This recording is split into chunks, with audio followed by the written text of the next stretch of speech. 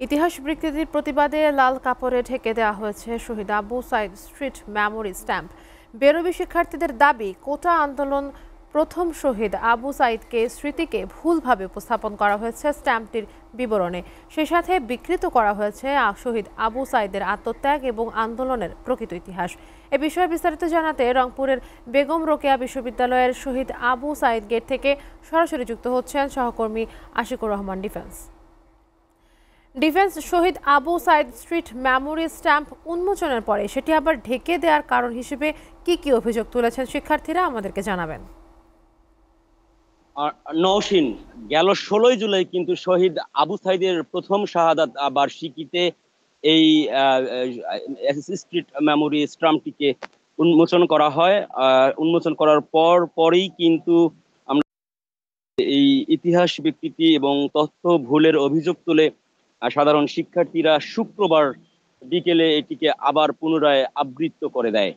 সাধারণ শিক্ষার্থীদের যে অভিযোগ যে এখানে ইতিহাস বিকৃত করা হয়েছে, অর্থাৎ এই স্ট্রিট মেমোরি স্ট্যাম্পটিতে যে তথ্যটি দেওয়া হয়েছিল সেখানে লেখা লেখা লেখা হয়েছে যে রংপুরের ছেলে শহীদ আবু সাইদ জালেম ও জুলুমের বিরুদ্ধে যার শির ছিল চির উন্নত, তিনি বলতেন প্রয়োজনে শহীদ হব তবু মাথাহার নত করব না।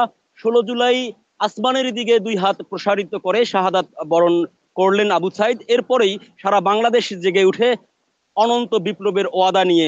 মূলত এখানে শহীদ আবু সাইদ যে বেগম রোকেয়া বিশ্ববিদ্যালয়ের শিক্ষার্থী সেই তথ্যটি নেই, সেই সাথে তার যে জন্ম তারিখটি, সে জন্ম তারিখটিও এখানে ভুল হিসেবে উল্লেখ করা হয়েছে। শিক্ষার্থীরা আমাদেরকে জানিয়েছেন যে আবু সাইদের জন্ম 2000 সালের 10 ডিসেম্বর, কিন্তু সেখানে 2001 সালের 1 জানুয়ারি লেখা হয়েছে। এছাড়া তাদের আপত্তি রয়েছে যে এখানে যে ইতিহাস বিকৃতির কথাটা বলা হচ্ছে, মূলত শিক্ষার্থীদের আপত্তি হয়েছে যে সেদিন 16 জুলাই 2024 বেগম রোকেয়া বিশ্ববিদ্যালয়ের সামনে কোটা সংস্কারের দাবিতে যে শিক্ষার্থীরা আন্দোলন মুখর হয়েছিল, সেই আন্দোলনকে দমাতে তৎকালীন ফ্যাসিস্ট সরকারের পুলিশ বাহিনী যে অ্যাকশনে গিয়েছিল, সেই বন্দুকে দুহাত প্রসারিত করেছিল পুলিশের বন্দুকের সামনে, সেই কথাটি এখানে উল্লেখ করা হয়নি। এছাড়া আরো অনেক অভিযোগ রয়েছে শিক্ষার্থীদের। মূলত এ কারণেই কিন্তু তারা পুনরায় সেটিকে লাল কাপড়ে আবৃত্তি করে রেখে দিয়েছে। এ বিষয়ে আমরা কথা বলেছি বিশ্ববিদ্যালয় প্রশাসনের সাথে। বিশ্ববিদ্যালয় প্রশাসন যেমনটি আমাদেরকে জানিয়েছেন যে আসলে এই বিষয়ে তাদের কোনো হাত ছিল না, কারণ এই লেখাটি লিখে দেওয়া হয়েছে সংস্কৃতি মন্ত্রণালয় থেকে এবং এই স্ট্রিট মেমোরি স্ট্যাম্পটিকে বাস্তবায়ন করেছে এলজিইডি মন্ত্রণালয়। সুতরাং তারা এই শিক্ষার্থীদের আপত্তির বিষয়টি লিখিতভাবে জানিয়েছেন সংস্কৃতি মন্ত্রণালয়কে।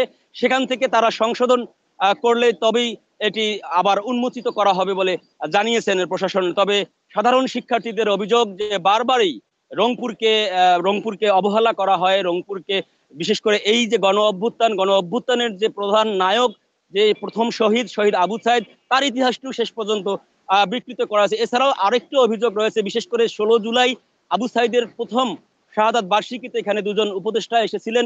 তারা কিন্তু এই বিশ্ববিদ্যালয়ে প্রোগ্রাম করেই চলে গেছেন, তারা আবু সাইদের কবর জিয়ারত করেননি। সব মিলিয়ে নানান অভিযোগ রয়েছে বর্তমান সরকারের উপরও সব মিলিয়ে সাধারণ শিক্ষার্থীদের দাবি এবং বিশ্ববিদ্যালয় প্রশাসনের দাবি খুব দ্রুত এই স্ট্রিট মেমোরি স্ট্যাম্পটিকে সংশোধন করে সঠিক ইতিহাস এখানে তুলে ধরার জন্য।